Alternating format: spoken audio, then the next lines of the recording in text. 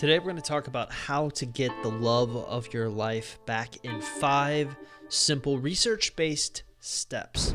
All right, so we've had the luxury of actually having thousands of success stories come through our doors, so we actually have a really good idea of what works and what doesn't work when it comes to recovering from a breakup on both ends, whether that's getting over a breakup or trying to get a person back who broke up with you. And in the end, we've noticed 5 clear patterns or mindset shifts that our successful clients have had. And that's what this entire video is going to be about. So what I'm going to do is give you 5 simple steps to get the love of your life back. Let's just jump right into it. Step number 1 is implement the no contact rule. So this shouldn't really be a shocker here. Since the beginning of the history of our business, the no contact rule has really been the foundational strategy that every aspiring person who wants to get their ex back usually implements. Yet I'd actually say that our version of no contact tends to be a little bit more unique since it's really rooted in attachment styles. More on that in a second.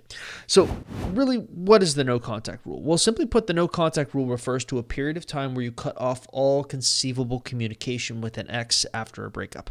Now, it's important to look at the intent of the tactic. The intent of the tactic should not be used to make an ex miss you, but instead it should be used to rebuild your own life so that you can outgrow your ex.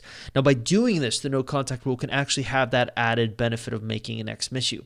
So really, there's 2 parts to the no contact rule that I find people generally struggle with, which is number 1, the ignoring part, and number 2 is the focus part.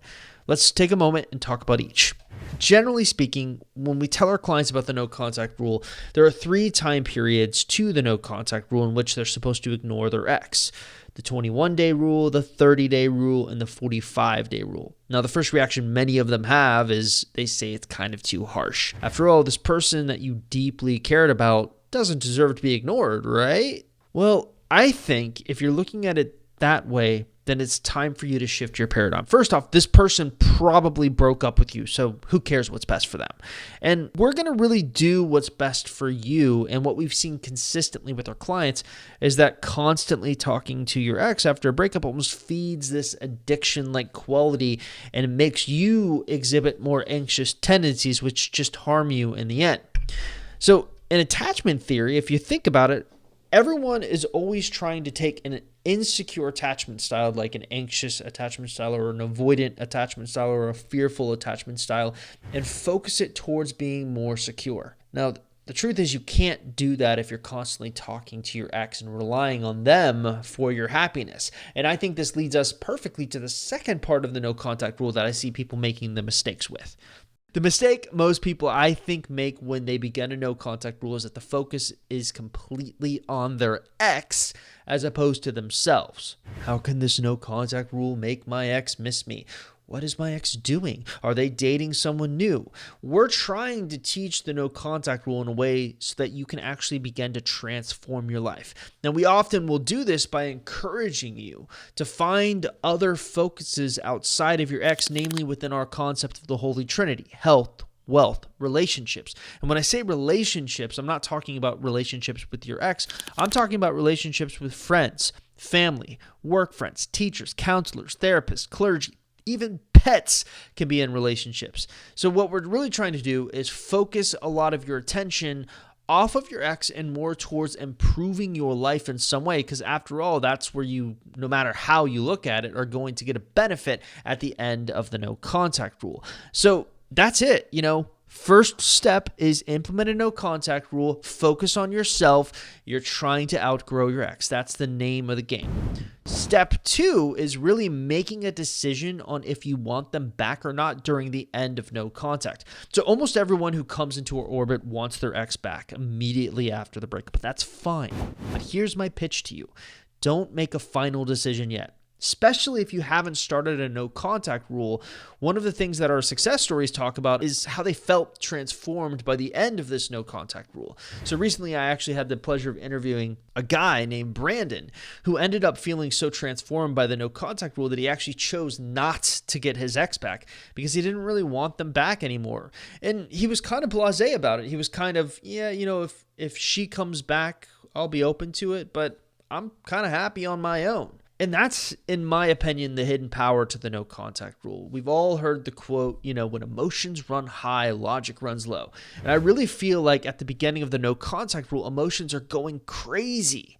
But by the end, logic is starting to take hold, and you want to make sure you're making decisions based on logic. So while you probably are gung-ho to get the love of your life back, I would say don't make a finalized decision on that until after you get to the end of your no contact rule, because then you'll find your perspective might be slightly changed. And that leads us to step number 3. Real quick, I want to say that if you're new to this YouTube channel or you're trying to figure out what you should be doing to get your ex back and you're trying to learn if you even have a chance in your specific circumstance, probably the smartest thing for you to do is actually stop by our website, www.exboyfriendrecovery.com, or take our Ex Recovery Chances quiz that can be found at exboyfriendrecovery.com. Now, if you're watching this on YouTube, taking that free quiz is super easy to do. All you have to simply do is look in the description link below this YouTube video and click on the link you see there. It will take you directly to the quiz where you can fill it out and get an easy answer on what you should be doing going forward and overall what your chances look like in your specific situation. All right, so let's get you back to the video. Don't reach out until you feel you've outgrown your ex. Like I've mentioned, one of the things I'm most proud of is the fact that we've had so many success stories who've come through our program.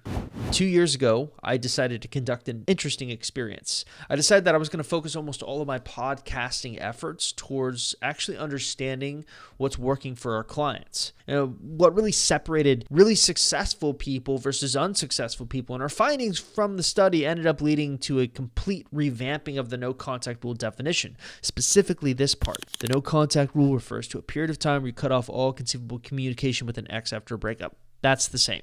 The intent of this tactic should not be used to make your ex miss you, but instead should be used to rebuild your own life so that you outgrow your ex. That's the new part. Intent is what matters. Your goal is to outgrow your ex, which is completely flying in the face of what you would expect to do. You're here to win the love of your life back, right? Well, ultimately, we're not saying outgrow your ex to the point where you don't want them back anymore. That's not necessarily what we're going for. More than anything, the way I personally look at it is that your ex is no longer your first priority. You've evolved your life in such a way that you have all these other things that give you fulfillment outside of your ex. And only then, when you've achieved this growth mentality, should you consider reaching out to your ex. We've noticed that exes tend to be more responsive once you have this mentality because no longer is the world riding on their response. We also think it has something to do with your shift towards more secure approaches to your life, but that's kind of getting in the weeds there, and we don't have enough time to get there. So let's go into kind of the meat of the strategy here, and that's the value ladder and the 7-38-55 rule. Now, the core of the strategy that we really teach on ex-boyfriend recovery, ex-girlfriend recovery, basically the entire ex-recovery program, is this concept called the value ladder. Basically, what we try to do is, after the no contact rule, we try to build value in all these different mediums of communication. So, like for example, after you've completed a no contact rule, you're going to focus on the texting phase. And only should you enter the texting phase when you feel like you've outgrown your ex so that they aren't your number one priority.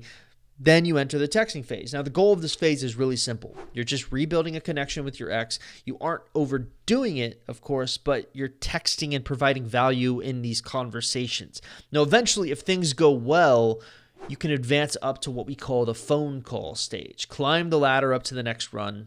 You're at the phone call stage. Same thing really applies here. All you're trying to do is build value in this really methodical way by utilizing phone calls and text messages combined. It should also be noted that kind of the phone call phase nowadays can include things like FaceTime, Skype, Zoom, any other video chat software we kind of consider to be the phone call phase. Now, once enough value has been built there, then you can enter into what we call the meetup stage. Basically, you're just climbing this ladder, and now that you've built enough value with your ex that they feel comfortable meeting you in person, you enter into the meetup stage. Now, one important thing to note here, just because you make it to the meetup stage doesn't necessarily mean they're ready to pursue an official relationship with you, but things are getting close. You're kind of funneling them to that most important point that they want to kind of become official again. Now, generally, we find that the meetup stage has kind of 3 types of dates to it. There's kind of like these small meetups, then there's kind of like these medium dates, and then there's the large romantic date. So it's kind of, if you think about it, like a mini value ladder within the value ladder. Now, generally what happens is by the time you get to that romantic date stage, your ex will usually be the one to ask for you back if you are a female. If you're a male and you get to the stage, usually all you got to do is just ask for your ex back, and they usually accept it. But that's not always the case. And usually that's why we have kind of the final rung of the value ladder. If you get through those dates and things are going really well, but your ex is a little too nervous or too little shy to ask, that's what the final stage is. You kind of ask to get your ex back.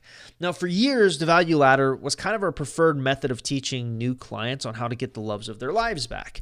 The problem is we really didn't understand why it worked. That was until we stumbled across something called the 7-38-55 rule, which was first proposed by a psychologist named Albert Mehrabian. I always butcher his name. Good old Albert. Now, according to him, the 7-38-55 rule is a concept concerning the communication of emotions. The rule basically states 7% of meaning is usually communicated through spoken word, 38% through the tone of voice, 55% through body language. Again, developed by Albert Mehrabian. Sorry, I always mispronounce his name. So basically, the reason I'm pointing this out to you is it's really cool when you look at the value ladder and why it's effective. It has a lot to do with the 7-38-55 rule. Because really, if you think about it, the value ladder, you might notice, revolves around this concept by slowly peeling back the layers of communication as you're climbing it. So, for example, with the texting phase of the value ladder, you're engaging with the 7% of meaning conveyed through words. Then, with the phone call phase, we're peeling back that layer to open up 38% of meaning communicated through phone calls. And then finally, with meetups and kind of the ask phase, we're opening that up to the final 55% of meaning conveyed through body language. Essentially, here's our pitch to you. Climb the ladder, continue to outgrow your ex, and you'll find results tend to be favorable. Of course, there's one other very controversial thing I think we need to talk about if you're going to stack the odds in your favor to win the love of your life back. And that is step 5, dating other people seems to work really well. So earlier I said I spent almost all of 2020 interviewing success stories to look for patterns that our successful clients were using. We already knew that the no contact rule was kind of important. We even knew the value ladder was kind of important. Yes, those were patterns that we saw among our success stories. None of those were new findings. Perhaps the big shocker for us had more to do with the intentions of our clients. By the time they talked to their exes, they were kind of okay not getting them back, speaking to that outgrowth mindset. That was kind of the big first pattern we noticed. The second pattern we noticed is that dating new people tends to work really well. And I think there's no better example than that can be found in this interview I did with this woman named Jamie, who just decided, after she kind of heard some of our process and realized dating other men might be favorable for her, she was just going to go all in on that. So she ended up going and dating other men, and ended up, after a few months, her ex comes back, and then another ex comes back, and she has her pick of the litter, essentially. Very ungettable. Why does it work? Well, I think it works well because it creates this fear of loss within your ex. It creates this scarcity and urgency, which, if you aren't aware, are part of the kind of the 6 core tenets of commitment. My theory is that commitment can be found if you can combine 6 factors: urgency, satisfaction, alternatives, fear of loss, scarcity, investment. In fact, what we found is that everything kind of synergizes. So by dating other people, you start your journey to outgrowing your ex, and can simultaneously make yourself more desirable, which, especially if your ex is an avoidant, really hits home for them. We know based on research that an avoidant will miss you most when they feel like there's no chance of a reconnection. So sometimes it's actually a smart idea to date other people. And who knows, maybe you'll find someone else to take over the mantle of love of your life.